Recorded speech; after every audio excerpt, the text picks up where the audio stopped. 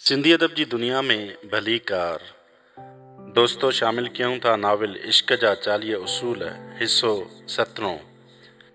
ईला north एम्पटन 8 जून सन 2008 ईस्वी। बिल्कुलु ख़ाली ज़हन ऐं सवालनि जे दबाव हेठि जवाबनि खां क़ासिर ईला खे अज़ीज़ सां ख़तो किताबत हैरान करे रखियो हो। ख़ासि करे हूअ उन सोच में हुई त इहो सभु थी रहियो आहे। उहे ॿई हिक ॿिए खां एतिरा मुख़्तलिफ़ हुआ जो हूअ सोचींदी हुई त कहिड़ी हिक जड़ाई तहत हू हिक ॿिए सां एतिरो ॻाल्हाए रहिया हुआ। अज़ीज़ का मुंझल गुज़रत हो जंहिंखे खेसि हिसनि में जोड़े हल करणो हो। हर नई ईमेल सां हूअ हिकु हिसो जोड़ींदी हुई। अञा ईला खे पूरी तस्वीर ॾिसणी हुई, पर हाणे ताईं हूअ उन माण्हू खे थोरो सुञाणे सघी हुई। अज़ीज़ जे ब्लॉग मां ईला खे ख़बर पई त अज़ीज़ हिकु फोटोग्राफर ऐं दुनिया घुमण जो शौक़ीन आहे, जेको बहिरी सफ़र करे ॾूरांए हंधनि ते ईअं घुमण वञे थो ॼण कंहिं पाड़े जे पार्क में वेंदो हुजे। हिकु खाना बदोश दिल वारो संदसि हर जॻह ते घर हो। Siberia, Shanghai, Calcutta, Casablanca. हिकु सफ़री थेले ऐं बांसुरी सां सफ़र कंदे हिन अहिड़ियुनि जॻहनि ते दोस्त ठाहिया हुआ जेके जॻहूं ईला नक्शे में बि नथी ॻोल्हे सघी। दुश्मन सरहदनि जा सिपाही, मुख़ालिफ़ हुकूमतुनि खां वीज़ा वठणु, पाणी ज़रिए थींदड़ बीमारियूं, ख़राब खाधनि जे करे आंड्रे जी बीमारी, हुकूमतनि ऐं बाग़नि विच में शिकताण, का बि शइ खेसि उत्तर, ओलह, ओभर ऐं ॾखण घुमण खां रोके न सघी हुई। ईला सोचियो अज़ीज़ कंहिं चश्मे मां फुटी निकितल पाणी आहे। जिते हूअ पेर रखण खां डिॼंदी हुई उते हू मौज बणिजी उथी थी सघियो। जिते हूअ किरण खां डिॼंदी हुई उते हू जेकॾहिं परेशान थियो बि हो त हू किरंदो पहिरीं हो, परेशान बाद में थींदो हो। हू ज़िंदा दिल शख़्सियत जो मालिक, हद खां वधीक आदर्श ऐं सरगर्म पिणु हो। हू ॾाढे सुठे अंदाज़ में टोपला पाईंदो हो। अज़ीज़ जी बनस्बत ईला पाण खे हठेली, आज़ाद ख़्याल, बेअमल यहूदी ऐं सब्ज़ियुनि जी शौक़ीन ॾिठो हो। संदसि पको इरादो हो त हिकु ॾींहुं गोश्त खे पंहिंजे खाधे मां कढी छॾींदी। पंहिंजे मसइलनि खे उन सादे नमूने हिसनि में कढी पंहिंजी ज़िंदगी खे पंहिंजे घर वांगुरु साफ़ ऐं आरास्ता बणायो हो। संदसि ज़हन गॾियल ऐं यकसां डिघी फ़हिरिस्त तहत गॾियल नमूने कमु कंदो हो। संदसि पसंदीदा शयूं बमुक़ाबिला नापसंदीदा शयूं। जेतोणीकि हूअ सफ़ा बेदीन न हुई, कॾहिं कॾहिं मज़हबी फ़राइज़ अदा कंदी रहंदी हुई। ईला उन ॻाल्हि ते यकीन रखंदी हुई त हिन वक़्त ऐं माज़ी में दुनिया जो अहम मसइलो मज़हब ई रहियो आहे। मज़हबी माण्हुनि जा हथ ठोकिया अक़ीदा ऐं सनन तकबर ईला जे ज़हन में वेठल हो। सभई सरगर्म तहरीकूं ख़ासि बर्दाश्त खां ॿाहिरि हुयूं, पर अंदरि ई अंदरि उन किथे सोचियो त इस्लाम जा कटर पसंद बदतरीन आहिनि, जॾहिं त अज़ीज़ हिकु रूहानी माण्हू हो जेको मज़हबी ॻाल्हियुनि ऐं अक़ीदनि खे संजीदगीअ सां वठंदो हो। उन दौर जी सियासत खां परे रहंदो हो ऐं कंहिं बि शइ या माण्हू खां नफ़रत न कंदो हो। हू गोश्त खाइण जो शौक़ीन हो। चवंदो हो त सुठनि सीख कबाबनि जी प्लेट कॾहिं वापसि नाहे कंदो। हू 1970 ईस्वी में लादीन मां मुस्लमान थियो। कॾहिं कॾहिं मज़ाक में केट स्ट्यूनेंट्स जे पोयां करीम अब्दुल जब्बार लॻाईंदो हो। तॾहिं खां हिन हर मज़हब जे सूफ़ियुनि सां गॾु खाधो आहे ऐं हुन खेनि राह जा भाइर ऐं भेनर करार ॾिनो। हू हिकु झंग मुख़ालिफ़ ऐं इंसानियत जो पैरोकार हो। अज़ीज़ जे ख़्याल में सभिनी मज़हबी जंगुनि जो जोहर लिसानियाती मसइलो हो। ॿोली सच खे ज़ाहिर करण जे बजाए लिकाइण जो कमु कयो ऐं नतीजनि माण्हुनि हिक ॿिए खे ग़लति सम्झो ऐं परखियो। ग़लति तर्जुमानी सां भरियल दुनिया में कंहिं हिक बि मौज़ू जे बारे में मुस्तहकम थियण जो को फ़ाइदो नाहे, छो त असां खां वॾा ॾोह हिकु नंढी ग़लतफ़हमी जे करे थी सघनि था। आम तौर ते माण्हू कंहिं शइ लाइ बेक़ियास नथो थी सघे, छो त ज़िंदा रहणु मतिलबु पाण मां मुसलसिल रंग नमूदार करणु आहे। अज़ीज़ ऐं ईला मुख़्तलिफ़ वक़्ती धाराउनि में जी रहिया हुआ, हक़ीक़ी ऐं गैर हक़ीक़ी।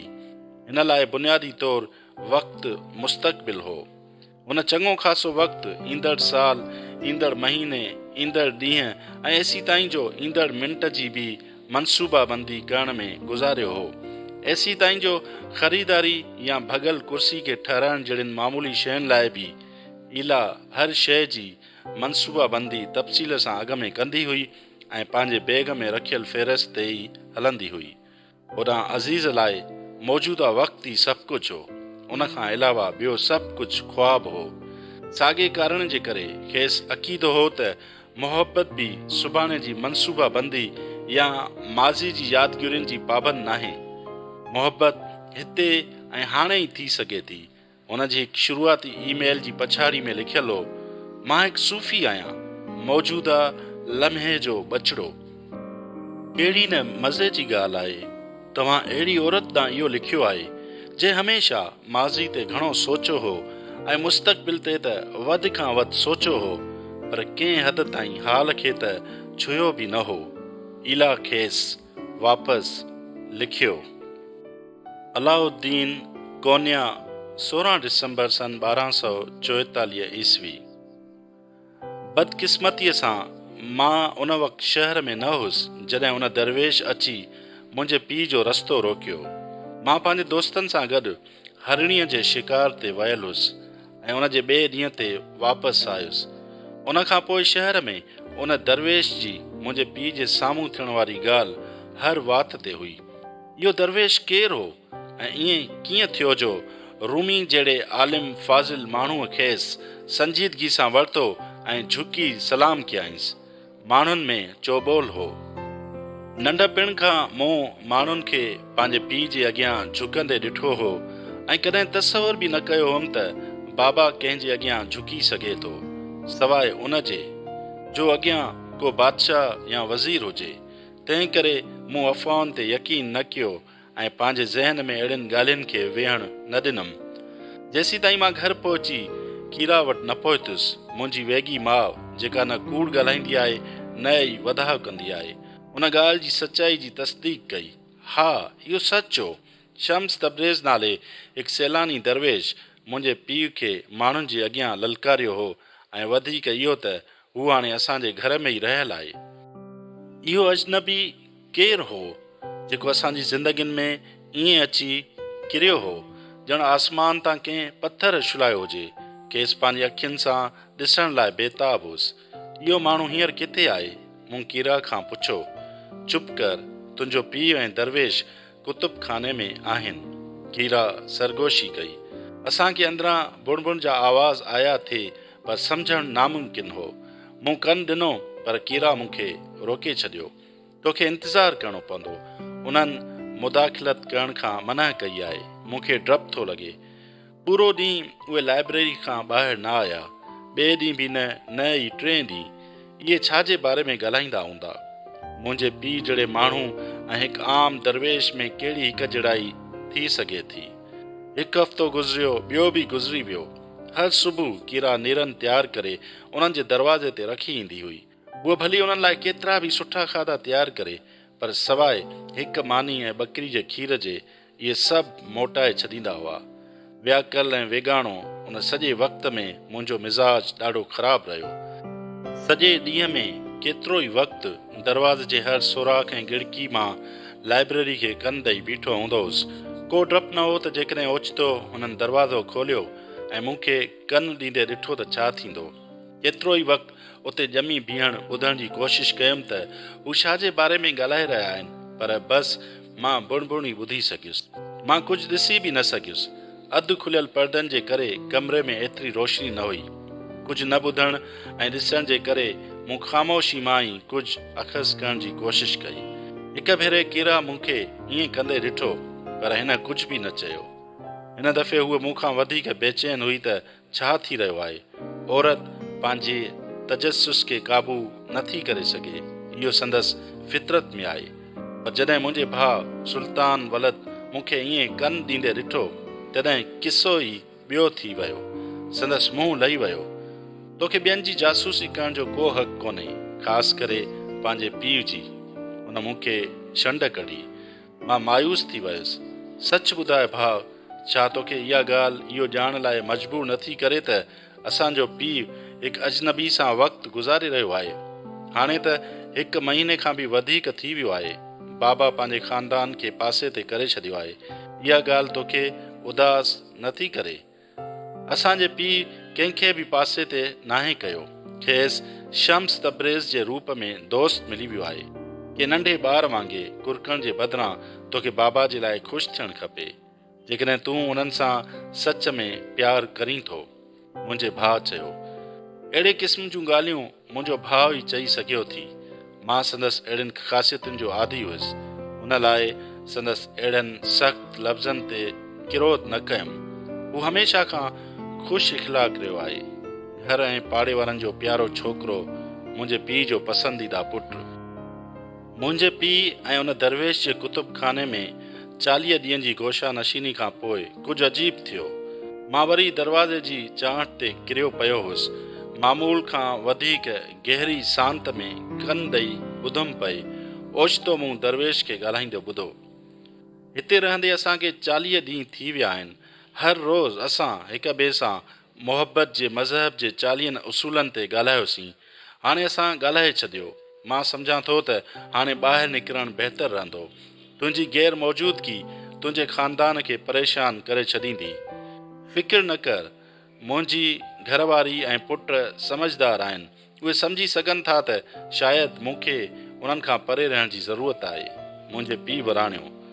ख़ैर, मां तुंहिंजी घरवारी जे बारे में वधीक नथो ॼाणा, पर तुंहिंजा पुट हिक ॿिए खां एतिरा मुख़्तलिफ़ आहिनि जेतिरा ॾींहं ऐं राति।